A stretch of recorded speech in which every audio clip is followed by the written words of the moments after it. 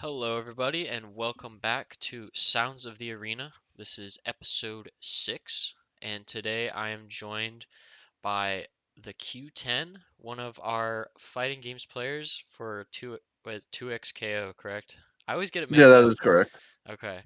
I'm gonna let you introduce yourself, Q, and then for this episode, we're gonna explore the scene of fighting games and esports. I feel like that's a scene that has a really close-knit community, but not a lot of people know a lot about it. So I feel like taking an episode to kind of dive into it would be pretty neat. Yeah. So I'm Q10. It's a play on my actual name, which is Quentin. So I never that's even kind thought of the about lore that. behind. Yeah, that's the lore behind the gamer tag. So kind of about me is I actually started as a Halo player. I've been playing Halo since it came out. I'm old. I'm 30 years old. So like I remember when that game originally came out He's Unk. and like how big. Yeah, I'm Unk. But yeah, I did like my a lot of competing in Halo 3. My first LAN event was actually MLG Columbus 2012 or 2013, which was the end of Halo Reach Oh on their boy, circuit. So, that was a um long time ago. oh yeah, I've never had so much Dr. Pepper in my life. You sound like Like me, but at DreamHack, and I said I haven't had so much Monster in my life. I think I had 4 cans of Monster in a day at DreamHack when they were giving them away for free. yeah, some of those events they just like shovel you with like drinks and you're just like I'm kind of sick of this, but like it's free. I'm going to take it. Hmm. But yeah, after Halo Reach kind of came to an end, like I played Halo 4 and Halo 5 a little bit, not competitively. And then I came back to play Halo Infinite because it was offered at Full Sail University as a varsity team. Hmm. So during my time at Full Sail, I played Halo Infinite. That's joined the college Halo scene, and Shout out College you Halo. know, shout out college Halo, man. They, it's crazy. Like I know we're gonna be talking about fighting games, I swear. But like that community is like I've met some really cool people that I could consider friends and I would love to like hang out with if I ever attend an event again Hmm. like that. But yeah, then like at some point like I like during I think 2013ish my like I started getting into fighting games because like I just went over to a buddy's house, he just wanted to play and it's like I've never like I've kind of played like some fighting games, like a couple Mortal Kombats, a couple Tekkens on PlayStation 2. Yeah.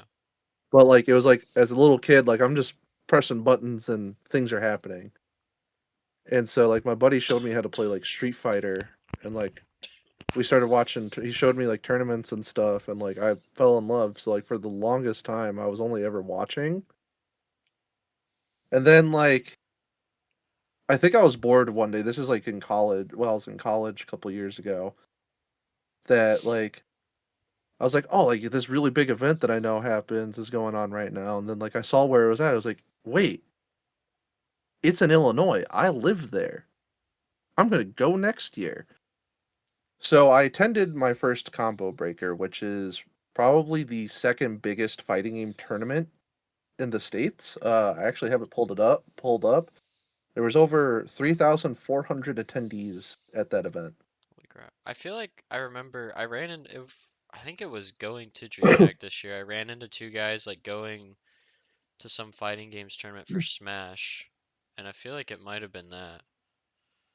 Yeah, it could have been like I know Smash is at Combo Breaker, Mm, but yeah, I had went. I actually took Delta Vine with me, my teammate for Halo at that time at Full Sail because he lived in Michigan. I was like, "Hey man, like you trying to go to this? Like I got like a hotel room and everything. It's not that far. It's like 4 hours for him." He said, "Yeah." He pulled up and like we went and like I got like real engrossed. Funny enough, I was outside, hanging out and like I met a guy and like this is like my favorite story to tell. I was just talking to him. And he's like, "Oh, like what's your name?" I was like, "Oh, I'm Q10." He goes, "Oh, dude, I'm hologram Mike Ross." I was like, "Yeah, dude, my tag is like a play on my name." He goes, "Really?" And I go, "Yeah, it's Quentin." He goes, "No way, bro. That's also my name." And so like the coincidence is just like insane. And he's like, "Are you local?" And I'm like, "Yeah, like I'm from like this so and so place." He goes, "You should really come to like our locals in Skokie." And I'm like, "Sure, like let's do it." So like he got me introduced to the local scene, and then like from there, like I just started playing games, and then I heard Riot was coming out with a fighting game. I like playing League of Legends. I played like most of Riot's games on the side, like when I didn't like when I'm not doing anything. Yeah. So I was like, let's do it. And it's like I looked into it. It's like it really intrigued me. Like I like the universe. It's a fun looking game, and it's simple to like get into. Like 2XKO is like a very low floor of entry, but a very high skill ceiling. So it's like it's really dope. Yeah. I mean, So I'm watching a little bit of like the tournaments since you joined Ghostify, and then obviously like the clips and stuff that you sent me. It looks pretty interesting. It just to me it gives off a lot of like Mortal Kombat vibes, but like with Riot's like artwork and their twist on it. yeah, it funny enough, like Mortal Kombat is a game that comes from Chicago. Like their studio, NetherRealm Studios is in Chicago. It's like probably a couple blocks down from Wrigley Field where the Cubs play. Oh, really? Wow. Yeah. And funny enough, like while I was attending locals, like I'm like I graduated with a game business and esports degree. Mm, And so like I was looking for like esports work, and like at the time the people running the locals was an esports organization, so I ended up just talking to them, and they gave me a like a contractor job essentially. I work as a freelance tournament organizer under their like umbrella. hmm. And so like for the longest time I was actually running the Mortal Kombat brackets at our local. Oh, wow. Yeah. That's pretty fire. Finding esports work is like I mean that we touched this in like episode 3 when I had Connor and Odin on, but I feel like finding esports work is I mean I for me personally because that's what I'm looking for now as I'm graduating it is so hard to find. It's truly just all about who you know and if you know the right people at the right time. Yeah, so like the local scene, like it's very easy to probably get into. You probably just gotta talk to whoever's like holding the events. Hmm. But like that's the thing about fighting game communities, it's still really grassroots, like insanely grassroots. Like there's locals in every state. Hmm. Every state. And like we're like sometimes they're not just running one game like a Street Fighter or anything. They're running like a handful of games. Like they're running Street Fighter, they're running Tekken, they're running Mortal Kombat, they're running Guilty Gear, Hmm. like all these other games, and like some of them are running Smash. Now, don't get like the here's the thing, like anyone who knows the fighting game scene will know this. It's like Smash is kind of separate from fighting game, Hmm. and it's a very long drawn out story. But like some Smash players don't consider Smash a fighting game, and a lot of fighting game players don't consider Smash as part of the community. They're kind of two separate entities that Hmm. just coexist. Interesting. I was gonna say I know like our Smash team here at YCP like they go to a lot of locals. They're going to one Friday, and we have like a local like gaming lounge in our mall here, and they do a lot of different like local tournaments and stuff. I think they do a couple Mortal Kombat ones, and I think they've done a few Tekken ones. But I've never really seen like too many like major wide fighting game tournaments. Like I've always seen a lot of the local community. Like I feel like that's where fighting games really thrive, and I feel like that might be why people like it doesn't get the spotlight that I feel like it deserves. Because besides like I didn't know about Combo Breaker until you just told me, and then talking to those two guys at the airport, um, I really just knew about it from like the local point of view. Yeah, we that like the cool thing about like fighting game esports too is like how the developers incorporate like their pro tours into or their pro scenes into the community.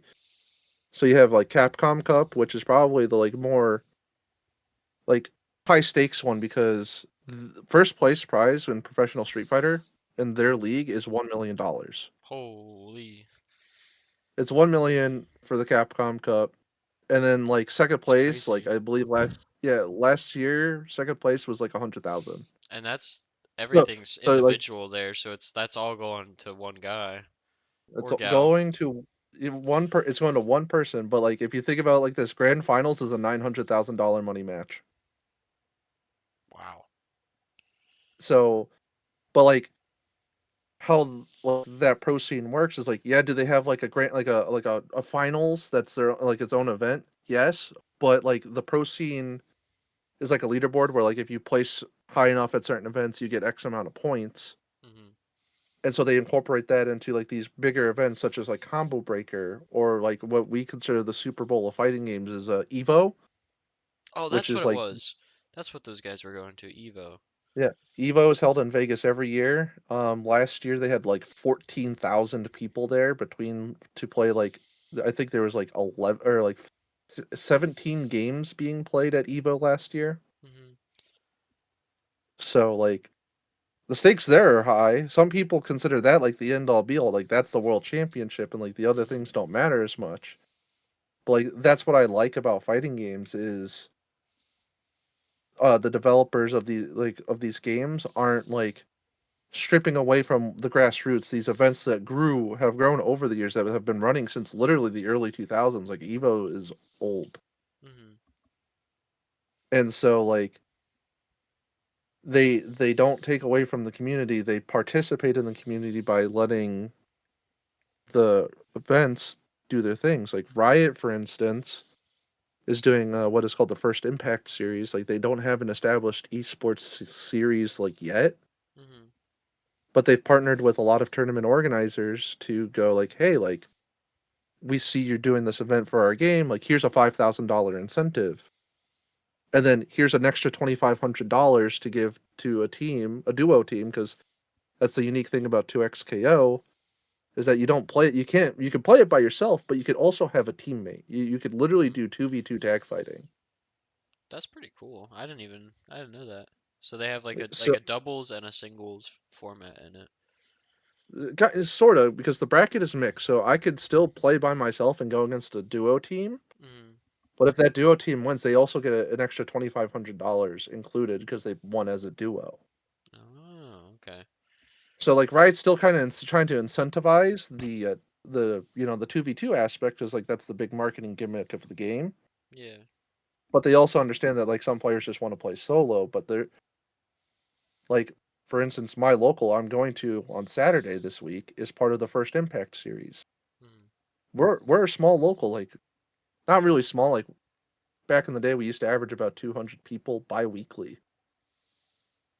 How much is it now? Like it's still about like 150. That's pretty. That's small. That seems pretty big. It's actually huge compared to other locals. I was gonna say. Um, I know for the longest time the TO Seth, who's my friend, said like we were the biggest local in the world. I I don't want to claim that. I'll say we're the biggest local probably in the state of Illinois Hmm. or probably the Midwest. Like I can expand like the region a little bit, but I don't want to say the world. Yeah, because I feel like saying the world is a lot because foreign esports scenes go crazy. Like NA, like we think it's big here, but I've started to like expand my view like on other esports and like foreign like not even foreign, just League of Legends because League of Legends just doesn't exist in NA Oh for yeah. the most part. Like that is insane. It does and it doesn't. Like Faker's a T1 like tier 1 celebrity in Korea. Like that's Oh crazy yeah. to me. Like here, like the closest thing we have to that is like Scump for Yeah. COD, and that's just because he's a content creator now. Um I'm gonna ask you a question, and you're gonna get it wrong. I promise you, you'll get it wrong. But it's Okay. always surprising when you hear the correct answer. Hmm. It's for Tekken. What region do you think is the best at Tekken? Hmm. Like I'm gonna go EU. It is Pakistan. What? Yeah. So if you were to rank the top three countries in terms of Tekken strength, like Tekken player strength, it's Pakistan, Korea, then Japan. I was gonna say like Korea or Japan, but I felt like that was like the generic answer, so I was like, I feel like It's a EU curveball. is, yeah.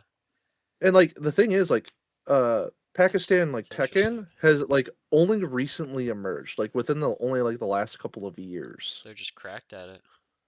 That yeah, like they took the Korean style of play and like adapted it to their own, and it's crazy. Like there's a whole bunch of YouTube videos I could like link you after this that are like really interesting Hmm. that talk about it and are very well produced. Yeah, that's kind of interesting because I feel like most of like the foreign esports scene, it's pretty much like Korea is like where it really thrives, and then there's some in Japan and niche spots in like Europe and whatnot, and then NA has its thing. I feel like NA just thrives on like COD and Halo. That's like our big thing.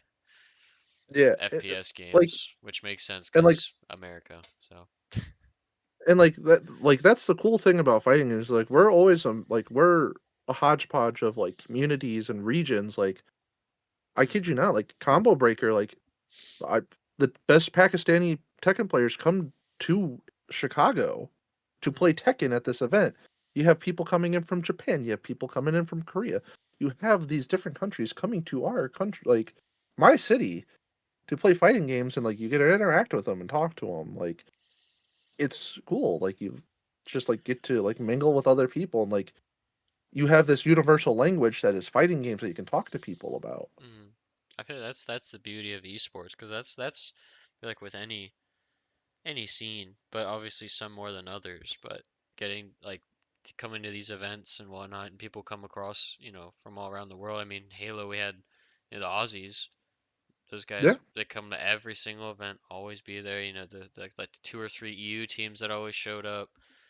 Like I think there was always at least three or four LATAM teams. Like it was always crazy. It's a good yeah. time. I believe the player who came in second at Capcom Cup last year for Street Fighter, Hmm. he's from Chile, and the kid is only Oh, I think he was 15 years old. we probably had to like sign a waiver and stuff to compete Yeah, I'm pretty sure he did, but like still like he placed second and walked out with like $100,000, and like if you convert like U.S. currency to like the currency they use in Chile, like kid's kind of set. for life, probably. I know. And like he's still going to like these high, like I think he placed like pretty well at the Esports World Cup. Like he's placing very strongly in some of these tournaments. I forgot. Like I always forget about not always. I forget about it till it comes around with the Esports World Cup, and I feel like that is like the biggest event for a lot of the like more niche esports because we don't see a lot of the major esports there. Like people lock in for it like in the NA scene when like because COD's there, but once COD's over, it's like there we have this a Siege has some there, and I think Counter Strike, and then people like once those major titles like fall off and they're done, like people forget, and you tune in. Like I tune in a random day and like chess was there, and I'm like, chess is at the Esports World Cup, or like I didn't even know like Dota was still going on or StarCraft, and then there's like some like I knew of those esports, but I didn't think they were still big enough to warrant them being there. And then there's games that I literally never heard of in my life that had like representation there. So I feel like it's pretty cool to see those different games get some spotlight. Yeah, it's always like interesting because like Dota, Counter Strike, are and like League of Legends are still like very popular games in like our country. Hmm. Like they still pull in thousands, hundreds of thousands of viewers like during like prime events. Like I was watching the League of Legends World Finals, and it's like 3 a.m. my time, and there's 150,000 people watching that. Who ended up who won it? Because that's over now, T- right? yeah, T1 won. So Faker won, got the first three-peat in Oh my League of Legends gosh. history. How many chips is that for him now? Uh, too many. That dude's got to have carpal tunnel out the ass. Yeah. I think they like really like give him the luxury. I think he's actually part owner of T1. I He think he has has to some like be fake it, but like yeah, he's insane. the But goat of like now anytime like I always like I'm scrolling on TikTok and it's like the goat of sports and every once in a blue moon when esports is actually considered a sport, like Faker's always the guy that comes up as like the goat of esports. Yeah, and like that's just a Korea thing. Like esports is like their thing over there. Like Hmm. their like I won't even say like their community, like their like country as a whole has like embraced that, and Hmm. I think it's cool. Like maybe like and like that's a cultural thing. Like I feel like we as Americans will eventually get there, but we It'll keep take a trying to while, and but like we're trying to force it and not letting it kind of grow naturally.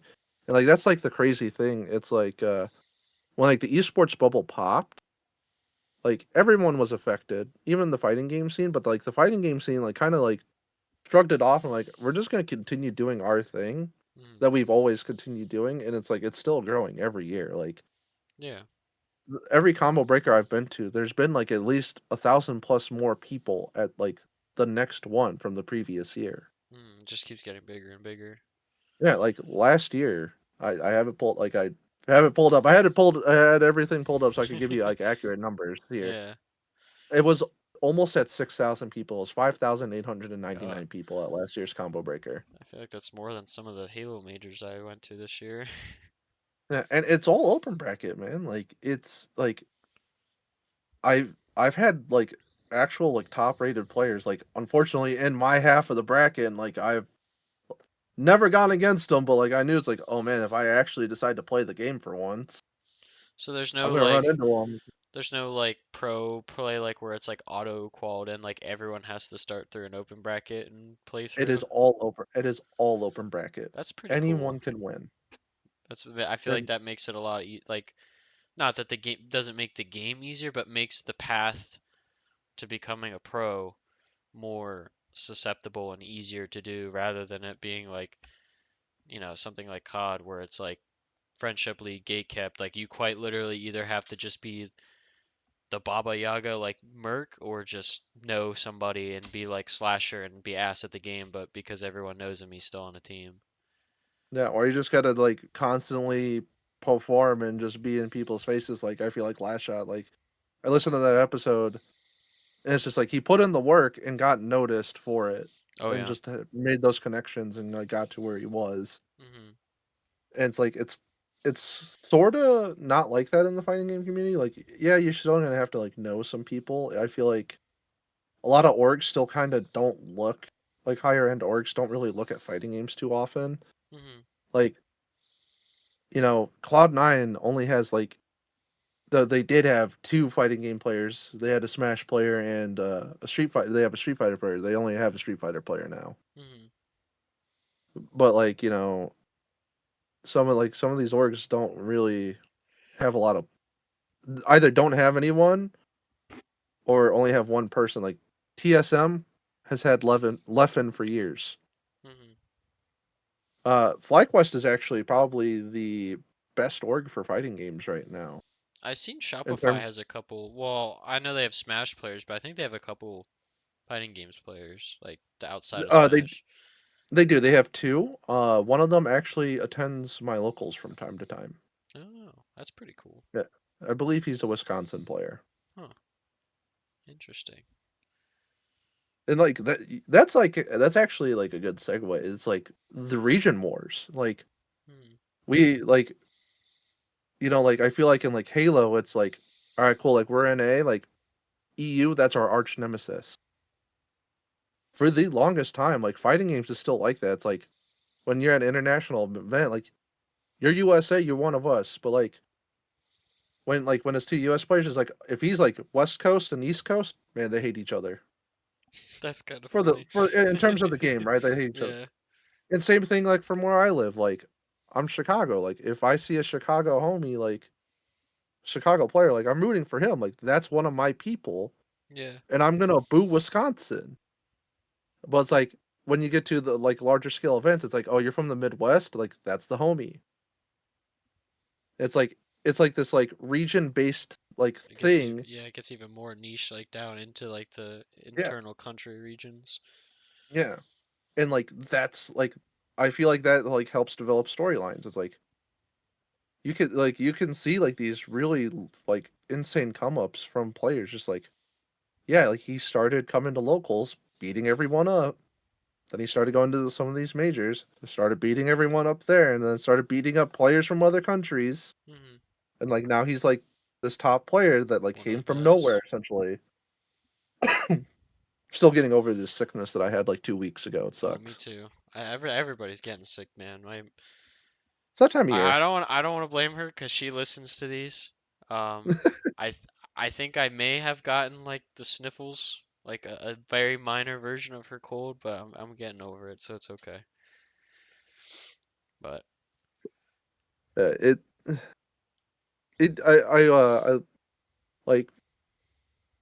I like unfortunately like we're so pressed for time with like the podcast. It's like I could go on for hours about this kind of yeah. things, and like I like you're a very busy person, so I don't like I'll keep it within the limits. But for sure, like after like this episode, like come talk to me, man. Like I'll like Oh yeah, start yeah. showing you some tournaments. We'll start like we could watch party, dude. Well, Like so oh yeah, we can. That's definitely something I want to get more into for Ghostify is more watch parties. The focus has kind of been on content, but since we're kind of like we're in like prime esports off season, so like me and Banksy have been like locking in on securing rosters for the seasons and then moving back into content. Now that like we have this, I have this every week, so we have some form of content going out every week. That was kind of the purpose of the podcast was to be the lifeline of content, regardless if, you know, especially for off season, if we have no events, you know, no leagues like Rocket League, they're in a dry spell for leagues right now. So our teams don't have a lot. Like you going to your locals is about all we have until I can't I can't say yet because we haven't announced it, but I'll tell you after this. Um, but that's all we have for content as for our players. So doing stuff like for watch parties, like for our like pro events and whatnot would be pretty cool. Definitely like after you come back from your events too, we can do like recaps and whatnot. Cause I we did that with the Halo guys for both Charlotte and Worlds, and that was a good time. So yeah, yeah, we will definitely dive fight more into this.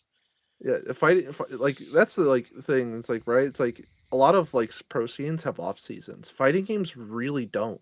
Just Like always even keeps last going. weekend, yeah, like last weekend there was a big tournament in Minnesota. I didn't go because like one, that's money that I Yeah. don't really have right now because I got to save up for a bunch of other things that I got to go to.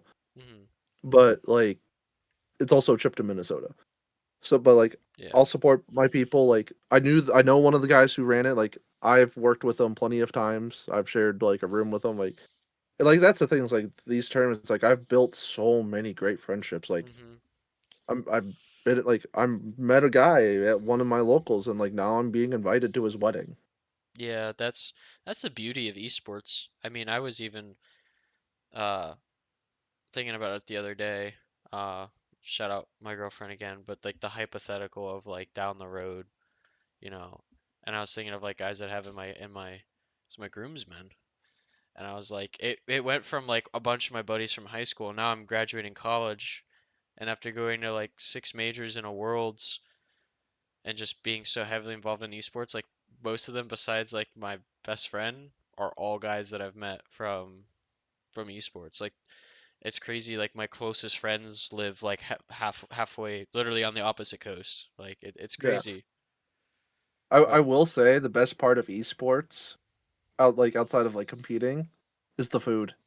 oh yeah, And I'm well not like talking about local food. Is like the venue food. Like you go out like if you like travel to like a different city or something, you got to hit up like the local joints, man. It's like some of the yeah, best food I've I was had. about to say if you're gonna say venue food, I don't know No, what they'd be serving at the fighting games, but I think every event I've went to this year for Halo, it's either been pizza or chicken tenders. But the local foods around each place, whew, like no, Seattle we had got some banger food. They had a New York City deli that had great breakfast food, and then they had a killer. It's like a pub kind of thing that I went to for dinner 2 nights in a row. So good. one of my pre like tournament like rituals is like I always show up to my tournaments a day early Hmm. and more in the afternoon just to like kind of prepare and like be there, kind of relax like the night before. But like I Yeah. normally when I because I always go with a group of people. Hmm. We do the group dinner on Thursday night. But like even the like even like Thursday like lunch like for me like at least while I'm there, I always gotta go. I go get a bowl of ramen, man. I Mm, find like a ramen shop and I go to it and try it. It's like a ritual for me every event. tradition for you. Yeah, I wouldn't. I don't know if I have. Well, I have traditions, but not not food wise. Every every I'm not. I'll tell you about it after because it's not the most professional thing to say, no, um, I get it. but I always try to find a good breakfast joint. I guess if I had to go for like a food tradition, because that's really I don't eat too like I don't know. Not that I intentionally starve myself, but like there's this like weird middle ground of like keeping yourself hungry, but not like hungry to where your stomach hurts, where it gets you like into another dimension of locked in. Yeah, they're It's really weird. My teammate from Charlotte, Sixon, well, he joked, he's like, you got to stay primal, and that's what he called it. So like that's the ongoing like inside joke is like I got to be primal, and all like for that event, we'd wake up and we had a peanut butter and jelly sandwich, and that was enough to like keep the hunger pain away, but like we were still like not like we weren't full, so our bodies weren't like shutting down and like ready to sleep. Like they were like in that like fight or flight mode because it was we were still like really hungry. oh And I for me, we played good that event, so I don't know, maybe it works. my thing is like tournament day. It's just a cup of coffee. Yeah. I don't Energy I like drinks, a lot of caffeine. uh, it, like I mean the energy drinks is like nice. Like for fighting games, a lot of it's done by Red Bull, so like there's Hmm. Red Bull everywhere. Oh yeah. But like for me, it's just a singular cup of coffee will get me through until like noon, Yeah. maybe like 1 or 2. Probably like 1 o'clock in the afternoon is when I'll get hungry and like go get lunch real quick. Yeah. But yeah, man, it's like there's so much I can go into because like Yeah. there's like so many layers to this kind of stuff, like this community. But like that's like I will like kind of like say like regardless like if you play Tekken, Street, it doesn't really matter what game you really play. Like you could be like funny enough, my boss for my esports organization that I work for, Hmm. he's like prime Street Fighter only player. He's like, I hate Guilty Gear players. Yet all of his closest friends are Guilty Gear players. That's kind of ironic. That's funny. It's like the funniest thing ever. We give him crap about it all the time, but it's like it's like that kind of stuff like that. It's like he plays primarily Street Fighter. The rest of his friends primarily play like these other games. It's like we all kick it. We respect each other's games for the most part, Yeah. but like It's all love at the end of it, the day. it's all love of the same genre of game. Hmm. Um, since we kind of wrapped up on that stint there, just looking at the time we have here, I think I try and wrap things up here. If you have any last things you want to touch up in, but we will definitely dive more into this more because you have a lot of locals and whatnot that we'll always do recaps on for episodes. Because obviously, not every week I can bring on a Halo World Champion and do a special episode. So we'll have to. I need to have something every week. So we'll do plenty more fighting games episodes. But if Oh there's yeah. anything you I, want to close out with, go ahead. uh, well, to go with like your things, like there's gonna be some things that I'll have to tell you like outside of like before we record the episodes. Like, hey, can we talk about this? Yeah. Because like there's some things that like happen at these events that like aren't necessarily bad. It's just like not professional. Yeah. No, I got you. But like in all seriousness, like try out fighting games. Like you're gonna like yeah, you're gonna get your butt kicked a lot, Hmm. but like I've only started taking this genre seriously like really about a year ago. Like I participated in tournaments before? Yeah, and gone like for the longest time I went 0-2. My first time not going 0-2 in bracket was Combo Breaker last year. Played Guilty Gear Strive. I went 2-2, and I had less than 100 hours of game time in that game. So if the dedication is there, like I promise you, you'll have a great time. Especially if you get involved with a friend. Start with 2XKO. It's free to play, There you go. and you can play with a friend. There you go. All the reason to get into it. Yeah. But alrighty. With that, we'll close out episode 6 here. I hope everyone enjoyed watching or listening, whether you're, watching on YouTube or listening on Spotify or Apple Podcasts. Make sure to check out our merchandise from our Crit Apparel store. Shout out them and shout out Lenhart for making all the wonderful designs that are in our store.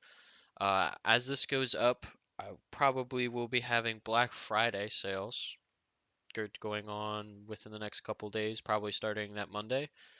So be on the lookout for that. We'll make some social media posts for that. Also, make sure to use code Ghostify at the Pogger shop to get 10% off your order. They're doing a $20 special right now on their Mango Energy tubs, so make sure you take advantage of that. It's only 18 bucks, and you can try out one of their wonderful energy tubs. And also shout out SuperPods for developing these podcast episodes for us and taking us in.